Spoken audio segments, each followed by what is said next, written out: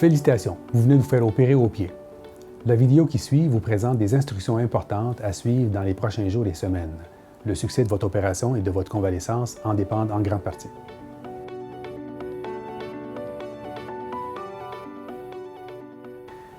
Règle générale, l'anesthésie devrait durer entre 12 à 24 heures suivant votre opération. Vous allez donc passer une première nuit relativement confortable. Par contre, attendez-vous à avoir des paresthésies ou des fourmillements dans vos pieds le lendemain matin, ce qui est tout à fait normal comme sensation suite au dégel. Si des anti-inflammatoires vous ont été prescrits, vous pouvez commencer à les prendre le matin après la chirurgie avec de la nourriture et durant la période conseillée. Il est à noter que s'il y a des brûlures d'estomac ou des reflux gastriques, le médicament peut être arrêté immédiatement et il n'est pas obligatoire de finir la dose complète. Si la douleur est plus importante et si des narcotiques vous ont été prescrits, vous pouvez commencer à les prendre en même temps que les anti-inflammatoires en sachant que cela pourrait causer de la constipation ou des nausées chez certaines personnes, donc à prendre uniquement quand nécessaire.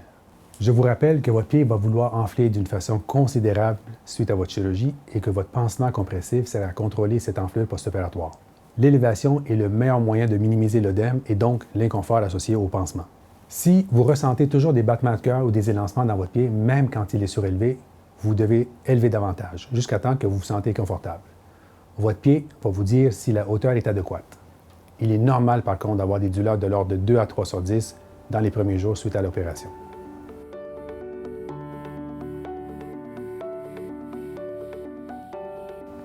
La thrombophlébite profonde, comme on a discuté ensemble, est une condition vasculaire qui peut être relativement dangereuse.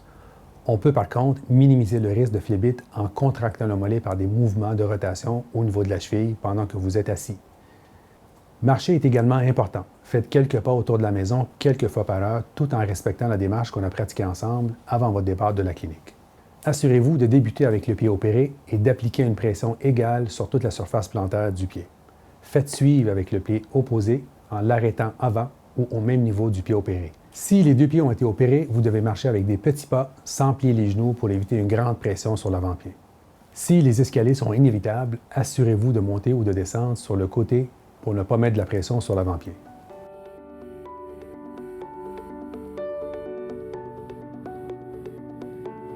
Vous devez garder votre pansement propre et sec jusqu'au prochain rendez-vous.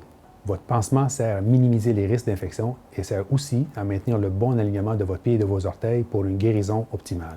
Si, par inadvertance, vous mouillez le pansement ou il devait se déplacer, vous devriez entrer en contact avec nous immédiatement pour qu'on puisse le changer rapidement. Vous pouvez vous laver à l'aide d'une douche téléphone en vous assoyant sur un banc et en conservant les pieds au sec à l'extérieur de la douche.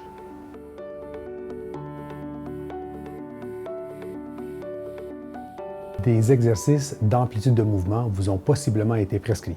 Ces mouvements ont pour but d'empêcher les adhérences, de faciliter l'évacuation de l'œdème autour du site opéré et de vous préparer à un retour plus facile à la chaussure. Ces mouvements devraient être commencés une semaine après votre chirurgie. Ils doivent être faits une vingtaine de fois à toutes les heures en poussant l'orteil en flexion dorsale et plantaire maximale selon votre tolérance. Vous pouvez demander de l'aide au besoin. Il est aussi tout à fait normal de ressentir des étirements ou des petites douleurs pendant ces mouvements.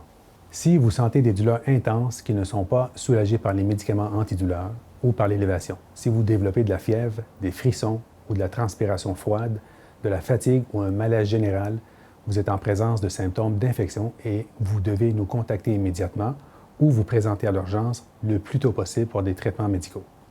Finalement, si vous avez des questions ou des inquiétudes concernant votre chirurgie, n'hésitez surtout pas à communiquer avec la clinique dans les heures d'ouverture ou au numéro d'urgence qui vous a été fourni pour les soirs et les fins de semaine.